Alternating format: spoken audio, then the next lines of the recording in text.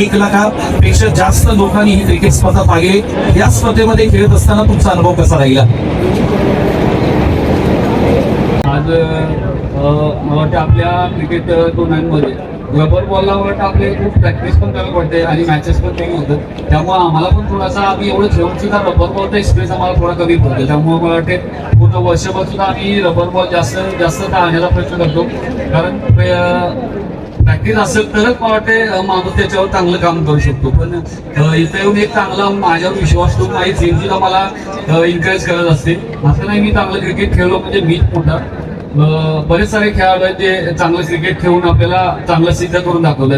तिथं जायला त्यांना सुद्धा भरपूर कष्ट आहे। आम्ही भलेही पूर्ण जयश गाजवत असेल टेनिस क्रिकेटमध्ये, पण टेनिस क्रिकेट घेऊन आम्ही रबर बॉल नाही खेळू शकत। त्याला पण सुद्धा खूप मेहनत आहे, खूप प्रॅक्टिसची गरज आहे।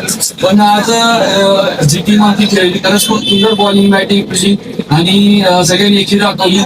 शंकरदादा असतील, अरुणदादा असतील, राम इंगोर साहेब असतील किंवा आमच्या पूर्ण शिराळा तालुक्याला सपोर्ट करणारे सगळे व्यक्ती असतील, ते कुठंच कमी पडत नाही आम्हाला सपोर्ट करण्यासाठी किंवा इथल्या खेळाडूंना खेळायला कुठेही मार्गदर्शन देण्यासाठी असं केलं जातं। तर मला वाटतं त्यांचा सुद्धा आभार मानतो। इथून पुढे सुद्धा तुम्ही असं सपोर्ट करा। 100% मला जेवढं शक्य होतील तेवढा वेळ देण्याचा प्रयत्न करेन आणि तुमच्या माध्यमातून आपल्या सुद्धा तालुक्यात चांगले खेळ घडायला याची मदत होईल। पश्चिम महाराष्ट्रामध्ये अनेक प्रीमियर लीग म्हणजे तालुक्याच्या प्रीमियर लीग होतात। आज सकाळपासून तुम्ही मागले तो बरेचसे प्रेक्षक या ठिकाणी हजेरी लावतात आणि याचा सुद्धा आम्ही थोडासा अभ्यास केला तर ऑल इंडिया आयकॉन ज्या स्पर्धेमध्ये आहे तिथे मात्र प्रेक्षकांची गर्दी होते। तालुका प्रीमियर लीग अनेक होतात आपल्या पश्चिम महाराष्ट्राच्या, त्या तालुका प्रीमियर लीग मध्ये एक खेळाडू ऑल इंडिया आयकॉन आपण समाविष्ट करू शकतो का? आयोजकांना तुम्ही काय सांगा, जर दर्जा वाढवायचा असेल, आपले खेळाडू जर पुढे घेऊन जायचे असतील तर? नक्कीच, म्हणजे या फॉर्मॅटवर बोलायचं झालं तर पुण्यामध्ये ज्या ज्युनियर प्रीमियर लीग असेल, आंबेगाव प्रीमियर लीग असेल, आता मीरा भाईंदर चषक असेल, त्या टुर्नामेंटचं नाव पुढं होण्याचं कारण सुद्धा तेच आहे। आपल्याला आपली टीम सोबत 2 आयकॉन जर खेळायला भेटले तर त्यांचा खेळ बघण्यासाठी येणारं प्रेक्षक पण भरपूर वाढतं आणि त्यांच्याकडून मिळणारा एक्सपिरियन्स पण आपल्याला वेगळा। आपण जर 100% वर्षभर आपल्या टीम सोबत आपल्या तालुक्याच्या बाहेरच्या जवळच्या आसपासच्या सगळ्या प्लेअर सोबत खेळत असतो, पण आपण बोलतो अरे ओपनचा एखादा बॉलर चांगला आला, एखादा बॅट्समन चांगला आला तर आपल्याला थोडा जड जातो। जड जाण्याचं कारण त्याच्यासोबत आपली कधी फाईट झालेली नाही, कधी सुद्धा त्याची बॅटिंग खेळलो नाही आपण किंवा त्याला बॉलिंग नाही केली किंवा त्याचा चांगला बॉलर असेल तर त्याची बॉलिंग नसतो खेळलो।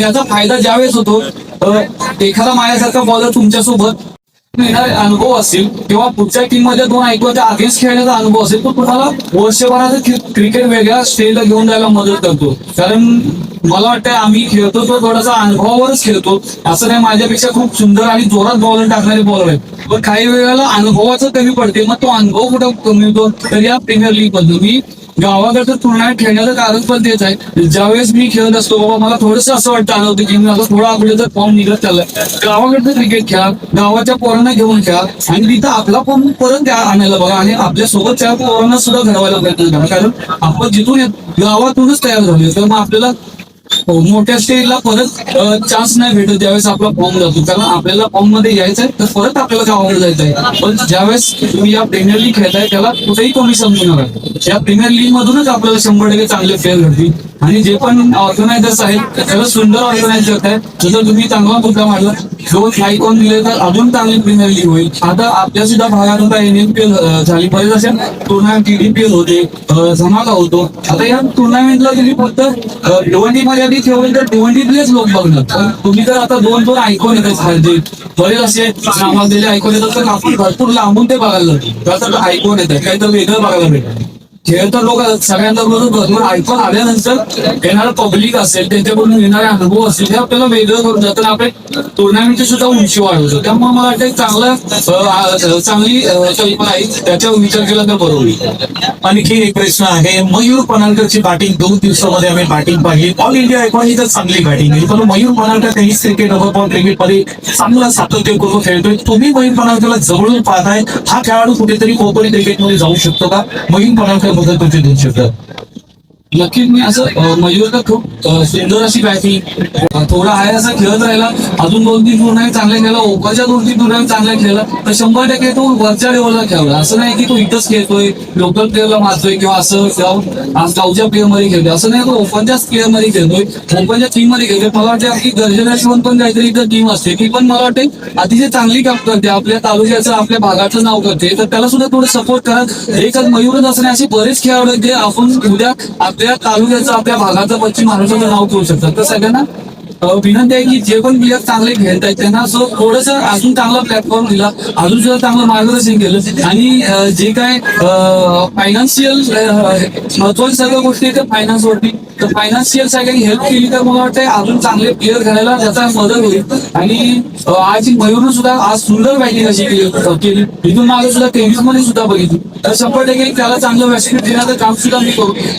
मला वाटतं माझ्या जेवढं हातात येईल तेवढं करण्याचा प्रयत्न करेल. फक्त मयूरच असं नाही तर बरेच असे खेळाडू मी बघितले. मला वाटतं पुढे शक्य झालं तर मी त्यांना 100% एक चांगल्या प्लॅटफॉर्म वरती घेऊन जाण्याचा प्रयत्न करेल. आणि सगळ्यांनी मदत म्हणजे मी एकटाच असं नाही की मी घेऊन जाऊ शकतो, असे खूप प्लेयर्स असे आहेत की स्वतःच्या जीवावरती खेळले, तर थोडंसं करा, मेहनत करा आणि चांगलं क्रिकेट खेळत राहा. थँक्यू. Thank you so much. हे होते विजय पावले सर. जेवढं ते चांगलं क्रिकेट खेळतात तेवढं ते चांगले बोलतात सुद्धा. मित्रांनो, खूप चांगलं त्यांनी आपल्या सर्वांना मार्गदर्शन केले, त्यांच्यासाठी एकदा जोरदार टाळ्या द्या. थँक्यू सो मच विजय पावले sir. Rubber ball cricket, tennis ball cricket आणि लेदर बॉल क्रिकेट या तिन्ही फॉर्मॅट मध्ये खेळण्याला देशातील आपल्या अप्रतिम खेळाडू सांगली मैदानाच्या आतमध्ये पाहायला मिळते.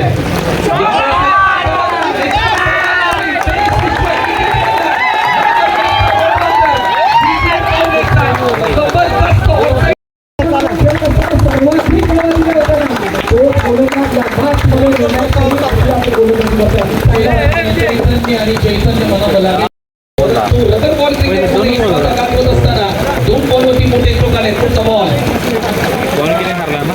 यावेळेस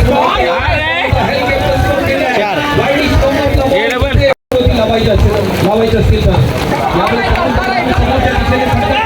केलं दिसायचं असं म्हटलं आपण. शेवटचं पाऊल फार महत्वाचं असतं आयुष्याचं क्रिकेटचं म्हणतात. शेवटचं पाऊल आणि पहिलं पाऊल फार महत्वाचं असतं. पहिलं पाऊल आपल्या टुर्नामेंटमध्ये टाकलं.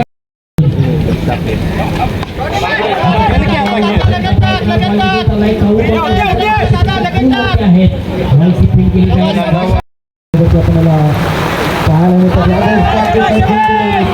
पाहायला समोरून जाणारा बॉल आपल्याला पाहायला मिळतो. यासाठी मात्र ओळखले जातात विजय पावले.